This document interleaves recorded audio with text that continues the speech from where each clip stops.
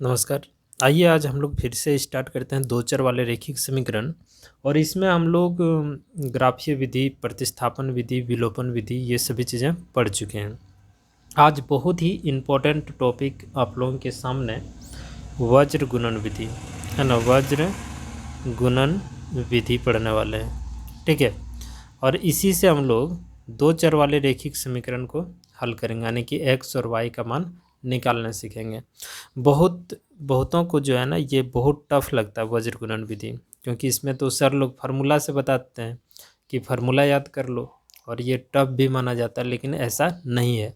आप लोगों को शुरू क्लास में ही हम बताए थे कि अगर मुश्किल है तो ग्राफीय विधि, उसके बाद प्रतिस्थापन, विलोपन और वज्र गुणन विधि सबसे आसान मेथड है पढ़ना इसको। ठीक है, अब यहाँ हम लोग समझते हैं वज्र गुणन विधि बनाने का कुछ कंडीशन है, उस शर्त को पहले समझिए, तब कैसे इसको हम आसान कर सकते हैं। और कोई फार्मूला आपको अलग से याद करने की आवश्यकता नहीं है।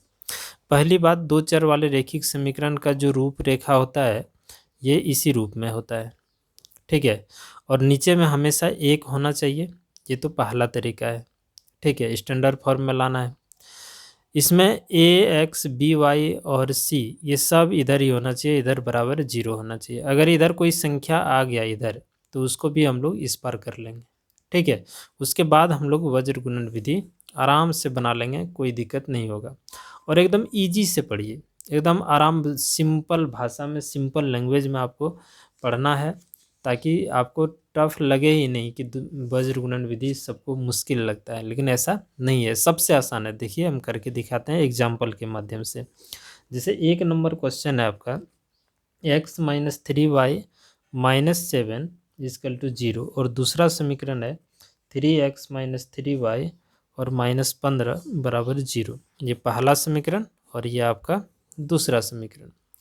बस याद क्या रखना आपको कि इसके नीचे में 1, इसके नीचे में 1 है ना, 1 के अलावे अगर कुछ रहे तो वहाँ हम लोग 1 करेंगे, जैसे पिछले क्लास में आप लोगों को बता चुके हैं।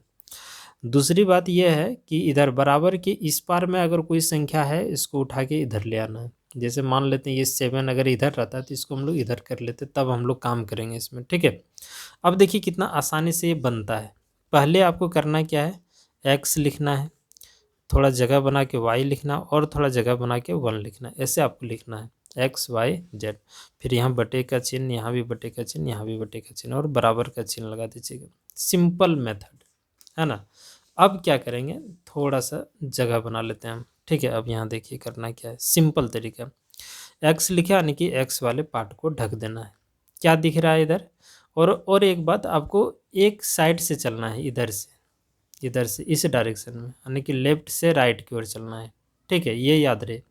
इसको हम लोग ढक दिए। यहाँ क्या दिख रहा है, चिन्ह भी लेना है यहाँ। ठीक है, तो आपको दिख रहा है y के आगे में 3, यहाँ भी y के आगे में 3, ये सब उठा के यहाँ लिख दीजिए, तो -3, और यहाँ भी y के आगे -3, यहाँ लिख दिया हम लोग ऐसे। फिर क्या है, तो 7 है, -7, थोड़ा जगह बना के, और ये कितना है 15, ऐसे। फिर y को ढक देना है, तो पूरा ये पार्ट ढक गया। अब ये नहीं कि x का आगे में यहाँ एक है तो इसको उतार लीजिए, नहीं, आप यहाँ से लीजिए। ये एक साइड से चलना है। जैसे पहले इसको ढके तो यहाँ से लिए, फिर इसको ढके तो पहले ये वाला आएगा, फिर ये वाला आएगा। ठीक है, ऐसे समझना है। तो ये क्या आया आपका -7 और ये 15, और उसके बाद अब यहाँ आएंगे 1 और 3।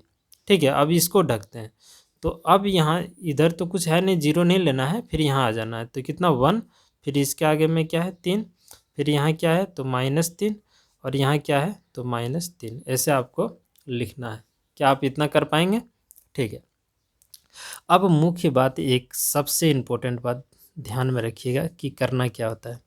इसको क्रॉस गुना करना होता है, क्रॉस गुना।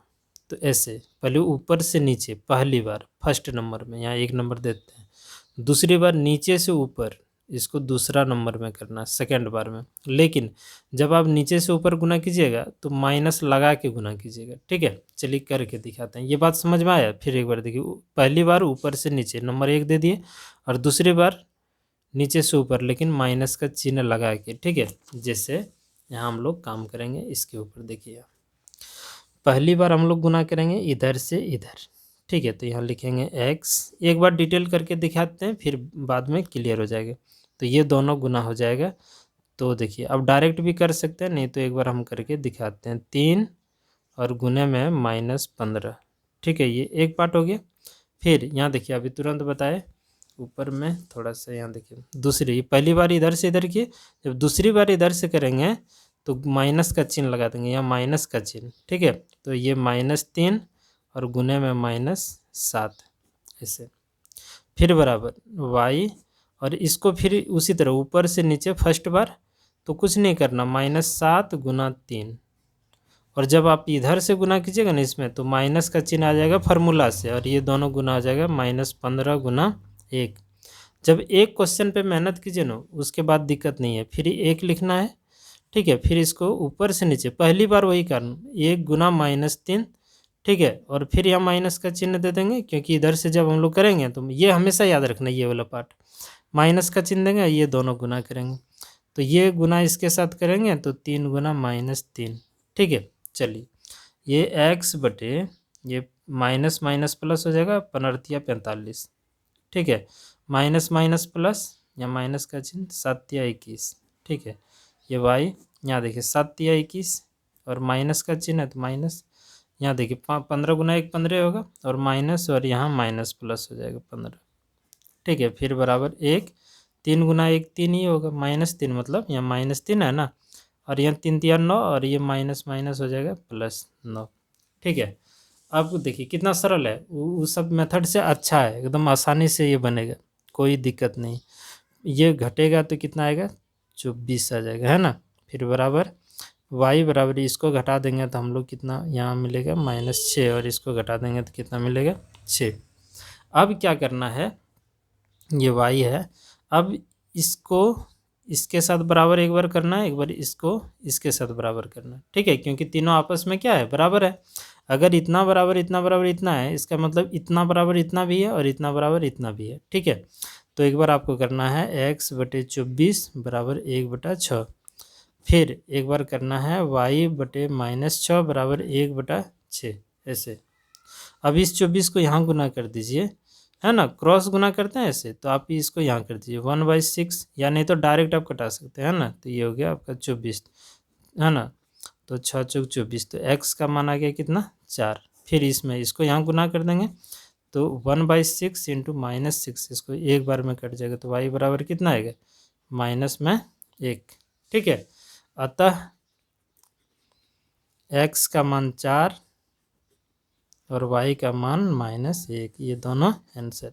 अब आप लोग खुद हमें बताइए कमेंट करके कि ये वाला मेथड अच्छा है कि बाकी आप जो 3 मेथड और पढ़ चुके हैं, प्रतिस्थापन विधि, ग्राफीय विधि, विलोपन विधि, वो अच्छा है, ठीक है।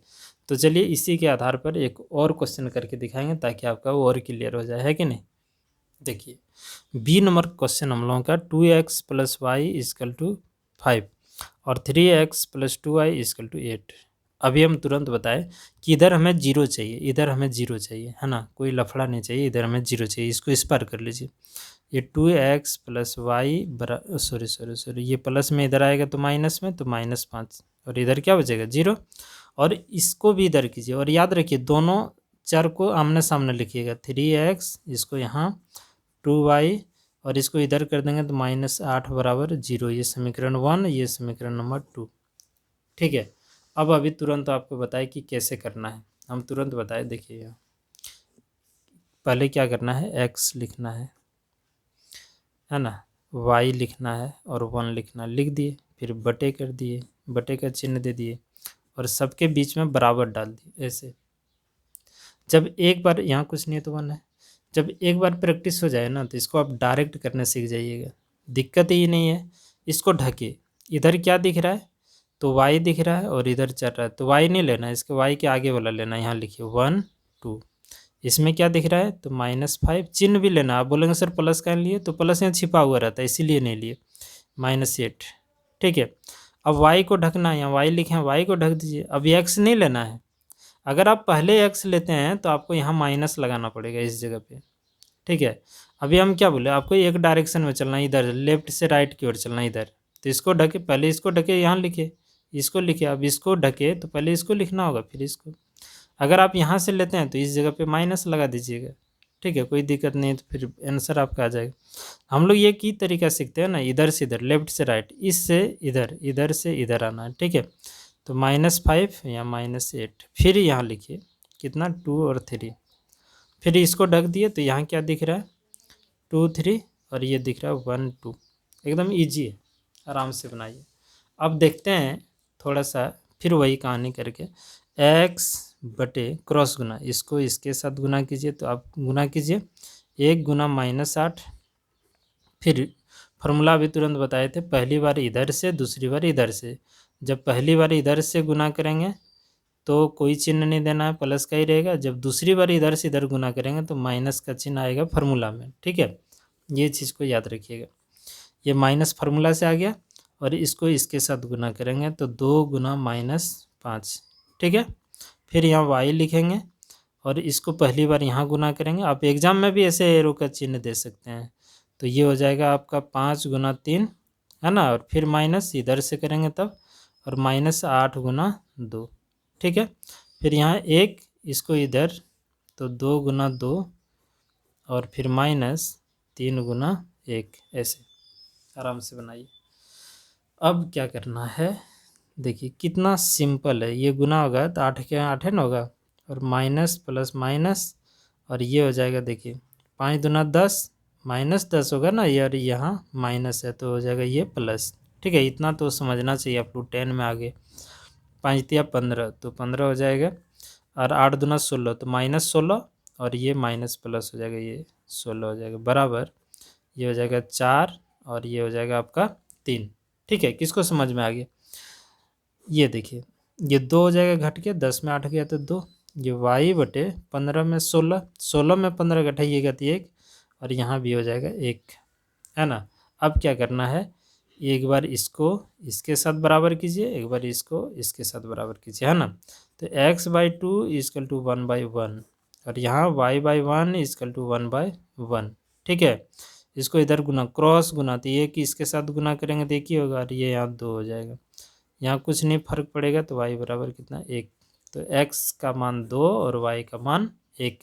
आप अतः करके लिख सकते हैं कि x का मान 2 और y का मान कितना आएगा 1। ये दोनों हो गया आपका आंसर। बताइए, है ना बहुत ईजी, ठीक है। ऐसे चलिए और एक करके दिखाते हैं आपको। देखिए सी नंबर भी हम लोगों का, ये समीकरण नंबर 1 और ये समीकरण नंबर 2। हम क्या तरीका बताएं, वज्र गुणन विधि में कुछ बातें ध्यान में रखना है कि इधर हमें 0 चाहिए, है ना। इसको 0 करने के लिए इसको इधर करना होगा और इसको भी इधर करना होगा। तो आपका समीकरण होगा 8x + 5y और -9 बराबर 0। ये समीकरण 1 है, वही है। और इसको भी इधर कर दीजिए, तो 3x + 2y और -4 = 0। ये समीकरण नंबर 2 है। करना क्या है, इस चीज़ पे ध्यान दीजिए। यहाँ आपको लिखना है x, थोड़ा दूरी बना के y, फिर थोड़ा दूरी बना के 1, ऐसे आपको लिखना है। फिर बटे का चिन्ह, फिर यहाँ भी बटे का चिन्ह और यहाँ भी बटे का चिन्ह, बराबर, यहाँ भी बराबर। क्लियर है? अब लिखने का तरीका को समझते हैं, थोड़ा हम पेन चेंज कर लेते हैं, ठीक है। अब यहाँ देखिए, इस यहाँ x लिखें तो इसको ढक देना है। यहाँ क्या दिख रहा है, तो y भी दिख रहा है, लेकिन y लिखना नहीं। 5 दिख रहा है और 2 दिख रहा है, 5 और 2। लेकिन ये चिन्ह प्लस वाला हम लोग नहीं लेते हैं, माने माइनस होता तो लेते हैं, ठीक है। प्लस भी यहाँ पहले छिपा हुआ रहता है ना। अब यहाँ कितना है -9, और यहाँ कितना है -4, ठीक है। फिर y को ढकते हैं, और यहाँ नहीं आना है, ये गलती नहीं कीजिएगा, नहीं तो आंसर नहीं आएगा आपका, ठीक है। यहाँ पहले इसको लिख लेंगे, फिर इसको लिखेंगे। और अगर आपको यहाँ पहले x को लिखना है तो यहाँ माइनस का चिन्ह देना होगा, ठीक है, तब आपका आंसर होगा। लेकिन आप ऐसे कीजिए ना, छोड़िए उसको, पहले इसको लिख लेते हैं -9 -4, ठीक है। उसके बाद 8 और 3, फिर इसको ढकते हैं। तो यहाँ से आप लिखिए कितना है, तो 8 3 और कितना है 5 2, ठीक है। ये हुआ। अब हम लोग, हमारे पास देखिए इतने सा जगह है और इसी में हम लोग बनाने की कोशिश करते हैं, ठीक है। देखिए अब डायरेक्ट करके दिखाते हैं इसको इसके साथ। तो 5 चौका 20, तो -20 हो जाएगा, और फार्मूला से माइनस आता है, अब यहाँ देखिए 9 दूना 18, तो -18 और ये माइनस प्लस हो जाएगा, तो ये 18 हो गया ना डायरेक्ट। अब उतना करने की ज़रूरत नहीं है आपको, इसको इसके साथ, तो 9 तिया 27 हो जाएगा यहाँ, और इस फार्मूला से माइनस आएगा, और यहाँ देखिए 8 चौक 32 और -32 हो जाएगा, माइनस और यहाँ प्लस है ना, तो ये प्लस हो जाएगा आपका 32 हो जाएगा, है ना, बटे यहाँ फिर हम लोग क्या करेंगे, देखिए क्रॉस गुना, इसको इसके 8 दूना 16, फिर यहाँ 5 तिया 15, फार्मूला में 15 ऐसे, ठीक है। अब फिर से समझिए थोड़ा सा, x बटे 20 में 18 जाएगा तो -2 आएगा ना, ये माइनस में है, और 32 में 27 अगर घट जाएगा तो कितना बचेगा 5, ठीक है। और यहाँ 16 में 15 तो 1। अब एक बार इसको इसके साथ बराबर करेंगे, एक बार इसको इसके साथ बराबर करेंगे, तो गौर कर सकते हैं यहाँ 1 है, तो ये 2 यहाँ गुना हो जाएगा, तो हम यहाँ लिख देते हैं, तो x का मान आएगा -2 और ये y यहाँ गुना हो जाएगा, तो ये हो जाएगा 5। ये हुआ आपका आंसर, ठीक है। किसी को अगर दिक्कत हो तो आप लोग हमें कमेंट करके ज़रूर बताइएगा, ठीक है। आसान लगा ना ये मेथड, वज्र गुणन विधि? अभी तक ऐसा मेथड आप लोग नहीं सीखे होंगे, ठीक है। कितना आसान है। चलिए और 2 क्वेश्चन है, उसको करके दिखाते हैं आप लोगों को। अच्छा एक बात और, एग्ज़ाम में जब भी आप लोगों को 2 चर वाले रैखिक समीकरण दे और ये x और y का मान निकालने के लिए बोले, तो आप इसी मेथड का उपयोग कीजिएगा, जल्दी भी बनेगा और गलती भी नहीं होगा। 1-2 बार प्रैक्टिस करेंगे हो जाएगा। देखिए ग्राफीय विधि भी आपका लंबा होगा, प्रतिस्थापन विधि भी आपका लंबा होगा, और विलोपन विधि भी आपका लंबा होगा, ठीक है। ये आसान है, छोटा है, आराम से बनाइए, सिर्फ कंडीशन को ध्यान में रखा कीजिए। 1 बार 2 बार वीडियो को देख लेना है, ठीक है, और दोस्त लोगों को भी शेयर करना है, क्योंकि उन्हें भी तो पढ़ना है, और आप लोग शेयर नहीं करेंगे तो फिर हमें मन नहीं लगेगा पढ़ाने में, ठीक है। चलिए काम करते हैं। देखिए डी नंबर क्वेश्चन है, के किस मान के लिए निम्न रैखिक समीकरणों का युग्म का कोई हल नहीं है।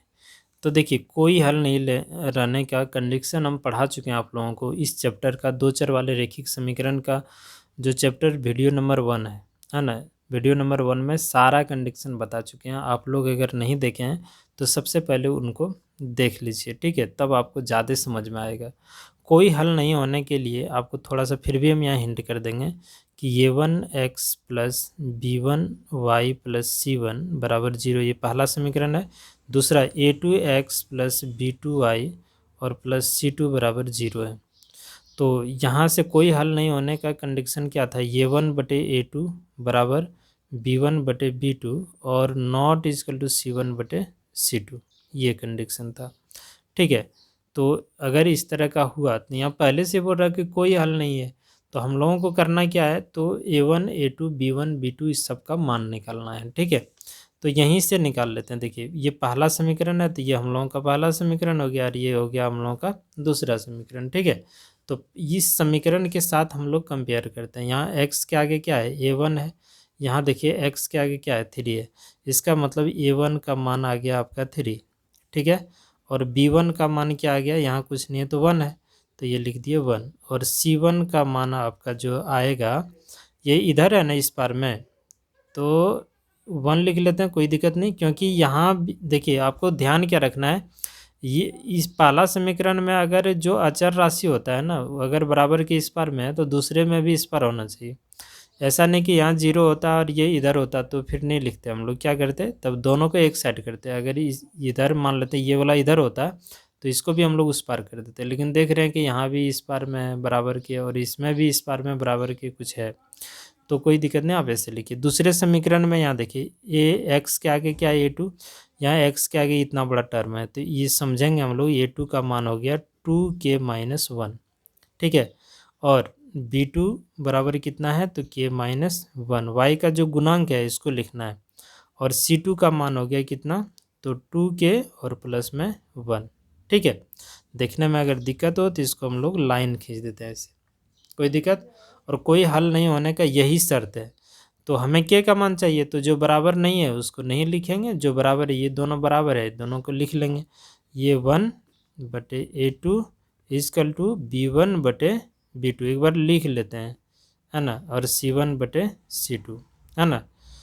कोई हल नहीं होने का शर्त, समीकरण यहाँ लिख दीजिएगा, अगर ज़्यादा दिक्कत हो तो समीकरण का कोई, है ना, हल नहीं होने का शर्त, ठीक है, यही शर्त में आएगा तब कोई हल नहीं होगा। तो चलिए पुट करते हैं। a1 का मान कितना 3, a2 का मान कितना, तो 2k-1 और बराबर b1 का मान 1 और b2 का मान k-1। ये जब बराबर नहीं है तो इसको लिखना ही नहीं है, छोड़ देंगे हम लोग, ठीक है, कोई दिक्कत यहाँ नहीं होनी चाहिए। अब इसमें क्रॉस गुना कर लीजिए ऐसे, इसको इसके साथ और इसको इसके साथ ऐसे, तो क्रॉस गुना ऐसे करते हैं k-1। आप लोग थोड़ा मैथ स्पीड बनाएंगे तो दिक्कत नहीं है ना, थोड़ा स्पीड कर लीजिएगा। डायरेक्ट गुना करके ये 3k और -3, ये हो जाएगा 2k-1। के वाला को एक साइड, इसको इधर करते हैं तो 3k - 2k, और बिना के वाला को एक साइड इधर माइनस, इसको इधर ले जाएंगे +3 हो जाएगा। ये घट जाएगा तो के केवल 3 में 2 के गया तो के बचेगा, इसको घटा देंगे 2 तो के का मान कितना निकल के आ गया 2। ये हो गया आपका आंसर, ठीक है। तो समझ में आप लोगों को आ गया होगा, ठीक है। एक और क्वेश्चन है उसको भी बना के दिखाते हैं। देखिए ई नंबर कह रहा है कि के किस मान के लिए रैखिक समीकरण के युग्म का अपरिमित रूप से अनेक हल होगा। अनेक हल होने का क्या कंडीशन है, इसको भी हम लोग पढ़ चुके हैं, है ना, वीडियो नंबर 1 में। तो पहले आप लोग देख लीजिए एक बार, ताकि और इसमें एक और क्वेश्चन बनेगा कि जिसका अद्वितीय हल होगा 2, उसमें भी के का मान निकालने के लिए देगा। इसीलिए पहला वीडियो और दूसरा बहुत ही इंपॉर्टेंट वीडियो, आप लोग पहले उसको ज़रूर देखिएगा, ठीक है। हालांकि यहाँ हम बताते हैं इसे, ठीक है। मान लेते हैं 2 समीकरण है, a1x + b1y और प्लस में c1 बराबर 0, और एक दूसरा ये है b2y + c2 = क्या है 0। ये समीकरण 1, ये समीकरण नंबर 2 है, ठीक है। तो अपरिमिति रूप से अनेक हल होगा ना, तो ये a1/a2 बराबर b1/b2 बराबर c1/c2, ये इसका शर्त है। अगर ये तीनों बराबर हो गया आपस में, यानी कि इसमें x का गुणांक और इसका x का गुणांक बटे कर दीजिए, पहला समीकरण का b का गुणांक, इसका भी y का गुणांक को बराबर कीजिए, और c2 का गुणांक बराबर कीजिए। तीनों अगर आपस में बराबर हो गया तो समझेंगे कि ये अपरिमिति रूप से अनेक हल होगा, ठीक है। तो आप इसको हल ऐसे कीजिएगा, इसका कंपेयर इसके साथ कीजिएगा। तो यहाँ x के आगे ये 1 है, यहाँ x के आगे k है, तो ये 1 का मान हो गया k। यहाँ y के आगे b1, तो यहाँ y के आगे 2 है, तो मतलब यहाँ लिख लीजिए आप b1 का मान हो गया 2। c1 सिंगल यहाँ है ना, तो यहाँ भी c1, ये माइनस लिखना है यहाँ, तो यहाँ प्लस हम लोग लिखते नहीं हैं। तो c1 का मान आपका आ गया -k-3, ये ऐसे आप लिखिएगा, ठीक है। फिर a2 का मान इस समीकरण के साथ इसका तुलना होगा, ठीक है। x के आगे a2, यहाँ x के आगे 12, इसका मतलब a2 का मान हो गया 12। b2 का मान, तो यहाँ देखिए y के आगे जो है वो b2 का अलग है, इसमें दूसरे समीकरण y के आगे k है, तो यहाँ k लिख देंगे, है ना। और यहाँ देखिए c2, तो c2 बराबर -k, ऐसे लिख देना। अब चाहें तो घर ऐसे बना लीजिए ताकि कन्फ्यूज ना हो देखने में, ठीक है, हो गया।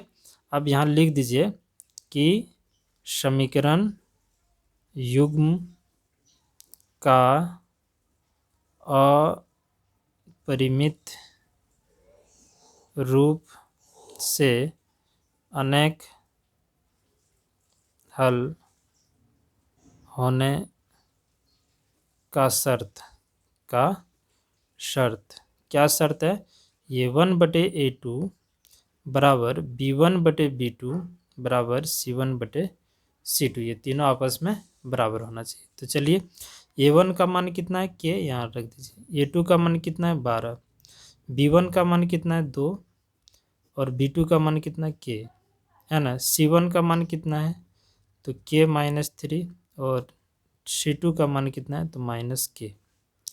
अब ये तीनों आपस में बराबर है, ये इसके बराबर है और ये इसके बराबर है, यानी कि तीनों आपस में जब बराबर है तो तीनों को सॉल्व करने की कोई आवश्यकता नहीं। आप कोई दो को, इन दोनों को लेके हल कर लीजिए, या नहीं तो आप इन दोनों को लेके हल कर लीजिए, एक ही आंसर आएगा। आप लोग करके देख लीजिएगा, एक हम करके दिखाते हैं। इन दोनों को लेके हल करते हैं, तो k/12 = 2/k, तो k इधर आएगा तो k² हो जाएगा, और 12 यहाँ गुना हो जाएगा, 12 दूना 24 हो जाएगा, ये ना होगा 12 दूना 24, कहीं गलती तो नहीं हुआ है हम लोगों से। तो 24 का तो पूरा वर्गमूल निकलेगा नहीं। हाँ, गलती हम लोगों से हुआ है, क्वेश्चन लिखने में गलती हुआ। देखिए इस जगह पे 2 नहीं है, यहाँ 3 है। क्वेश्चन एक बार ज़रूर आप लोग मिला लीजिएगा। इस जगह पे कितना है 3, तो यहाँ भी कितना होगा 3। इसका मतलब इस जगह पे कितना होगा आपका 3 हो जाएगा। ठीक है, तो यहाँ भी कितना हो जाएगा 3 होगा ना। तो ये 12 तिया 24, ये 12 तिया 36 हो जाएगा। कितना का 12 तिया 36। अब यहाँ देखिए के का स्क्वायर और इधर 6 का स्क्वायर नहीं होगा, तो स्क्वायर स्क्वायर कैंसिल, तो के का मान कितना निकल गया 6 निकल गया। ठीक है, तो ये हुआ आपका आंसर। कोई दिक्कत है यहाँ तक तो आप लोग हमें बता सकते हैं। तो वज्र गुणन विधि से भी बन गया, हालांकि ये वज्र गुणन विधि का क्वेश्चन नहीं था, है ना। अब हम लोग आगे जो हम लोग पढ़ेंगे, ये 2 चर वाले रैखिक समीकरण के युग्म के बदले बदले जा सकने वाले समीकरण है हम लोगों का। किताब में आप लोग वर्मा गैस पेपर खरीद लीजिए अगर नहीं खरीदे हैं, और मेहनत कीजिए, अब समय नहीं है, और रेगुलर देखा कीजिए। साइंस वीडियो बन चुका है, सिर्फ अपलोड करना बाकी है।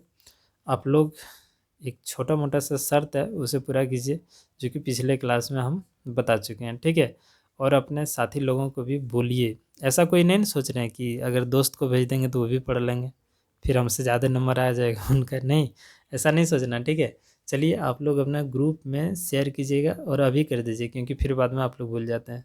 ठीक है, चलिए बाय, धन्यवाद आप लोगों का।